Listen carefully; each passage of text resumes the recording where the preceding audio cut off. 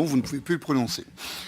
Voilà. Mais merci d'avoir fait l'effort, Madame la Présidente, Pietraszewski, pour tout le monde. Sinon, Monsieur le Ministre, Monsieur le rapporteur, Monsieur le Ministre, si je comprends bien, et je soutiens l'ambition de ce projet de loi, qui a d'ailleurs été largement évoqué dans nos débats de cet après-midi, également dans vos propos liminaires, 2 articles me paraissent mériter quand même un questionnement approfondi. En effet, les articles 25 et 38, Monsieur le Ministre, de ce projet de loi modifient l'équilibre fragile de la loi de 1905 régissant les rapports entre les églises et l'État. Il ne me semble pas souhaitable de modifier, alors, quand je regarde les éléments de ces articles, à la fois le mode de financement des églises, le rapport à la propriété immobilière, ou même les extraire du statut de représentant d'intérêt, sans avoir ouvert préalablement et très largement un débat que, pour le fond, j'appellerais, moi, de mes voeux. Peut-être que cette loi de 1905 mériterait d'être regardée à nouveau par la représentation nationale. Je n'y suis pas hostile, mais je pense que ça mériterait un débat en soi. Alors, à ce stade de nos travaux, je pense que c'est justement intéressant de profiter de votre présence, peut-être pour que vous nous expliquiez quelles étaient les motivations du gouvernement à proposer de telles modifications. De valeurs trop profondes.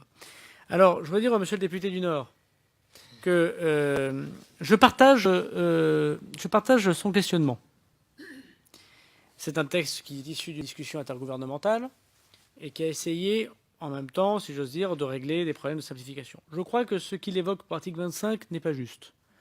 Je pense que le fait que des associations cultuelles, qui donc répondent effectivement non pas à la loi de 1905 que nous connaissons, mais à la deuxième loi de 1905, bon, tout ça est un peu technique, mais pour ceux qui aiment ce sujet, ils y trouveront passion et complexité.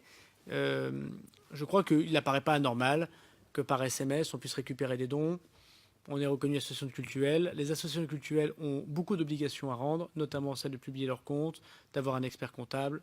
Ils ont, par exemple, si je prends le cas de l'Église catholique, depuis les accords de 1920 entre le nonce et l'État français, ils ont la possibilité d'avoir un denier du culte et donc une déduction fiscale. Moi, j'ai toujours plaidé pour ça. Je trouve ça tout à fait logique. Autant c'est pas à l'État de financer les cultes, même s'il y a l'histoire qui a joué sur un certain nombre de patrimoine. Autant il ne me paraît pas anormal que la déduction fiscale, qui est une forme finalement de financement indirect, mais bon, elle existe pour plein d'associations, y compris d'utilité publique, enfin surtout d'utilité publique. Je ne trouve pas ça choquant l'article 25. Moi, je trouve qu'il faut le garder en l'état, on peut l'améliorer, mais c'est pas tout à fait choquant.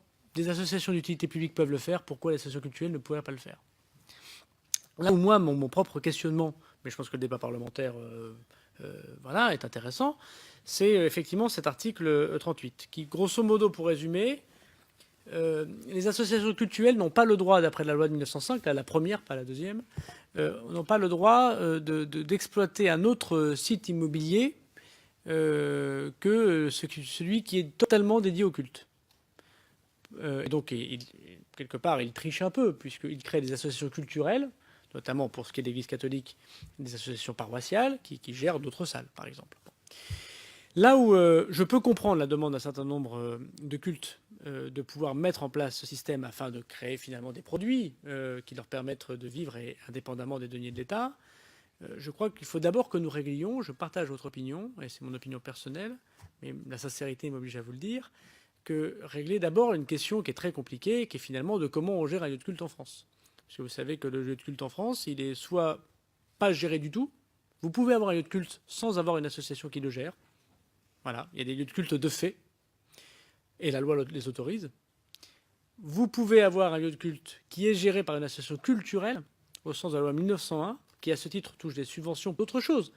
Et il y a eu d'excellents rapports, et notamment un rapport sénatorial, voilà quelques années, qui a démontré que plus de 80% d'associations musulmanes étaient gérées par des associations culturelles, et non pas cultuelles. Et puis, vous pouvez gérer son association cultuelle. Ce n'est pas les mêmes obligations. Je partage l'opinion qui consiste à dire c'est une question intéressante, mais réglons d'abord la question des cultes en France, en tout cas de leur organisation, et en tout cas de leur financement. Voilà. Qui est une question éminemment compliquée et dont je me permettrais bien de ne pas apporter d'opinion ici. Soit ça nous amènerait très tard, soit j'apprendrai sans doute un certain nombre de différences au nom du gouvernement, ce qui est logique parce que c'est une question très compliquée, y compris, j'imagine, dans cette salle.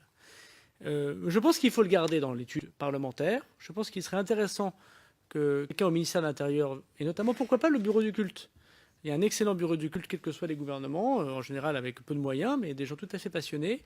Je pense que ça peut être intéressant que vous leur posiez la question des effets de bord d'un tel dispositif, parce qu'il ne faudrait pas que, si la volonté général serait, je mets bien du conditionnel, d'essayer de mettre un maximum de monde dans le type association cultuelle pour permettre d'avoir des obligations qui donnent des contreparties, type déduction fiscale, il ne faudrait pas y trouver les inconvénients des associations culturelles.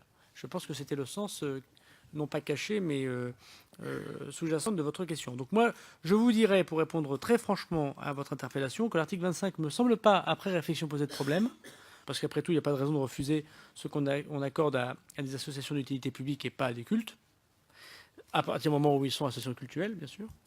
En revanche, je mets un point d'interrogation en face de l'article 38 qui mériterait le travail parlementaire approfondi et qui mériterait sans doute de comprendre pourquoi certains le demandent, et à juste titre, et pourquoi il faudrait peut-être l'éviter pour d'autres titres. Voilà. Mais je n'ai pas encore apporté de réponse. En tout cas, il n'y a pas d'intention cachée du gouvernement, profitant d'une loi de simplification, de régler un problème de culte qu'elle ne réglerait pas dans une loi qui serait concertée et qui serait d'ailleurs sans doute, à mon avis, positif pour la République, mais très difficile à élaborer.